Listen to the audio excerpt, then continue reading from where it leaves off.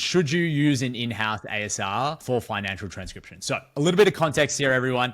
ASR means automated speech recognition. That's essentially AI transcription. So if you're in the finance space, it could be for expert network calls. It could be for earnings calls. Sometimes people or sometimes companies want to bring these in-house. Now, pros of that would be, okay, you don't really have to depend and decide on an outsourced vendor. You actually have control over that actual ASR. Here's the downside though. What most people don't understand is that ASR improves every single month. Every day it's getting better. Now, if there's 5 different providers you're deciding between, 10 different providers you're deciding between, the best ASR today won't necessarily be the best ASR in 6 months' time, let alone for your use case, right? Whether you're talking real-time transcription, batch transcription, speaker diarization, there's so many different things. So if you're bringing ASR in-house and you're signing an agreement for 6 months, for 12 months' time, essentially what you're doing is you're betting that that one ASR that potentially you may or may not have perfect information about is going to be the leader in the space, both from a pricing perspective, an accuracy perspective, and a latency perspective. So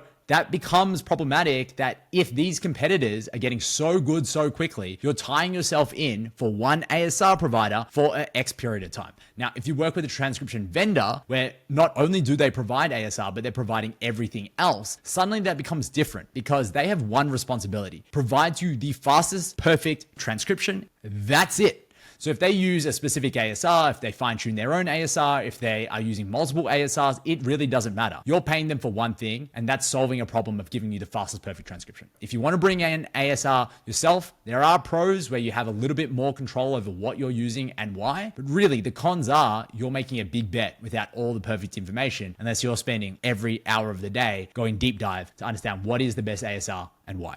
If you have any questions, please comment on it. Hit follow.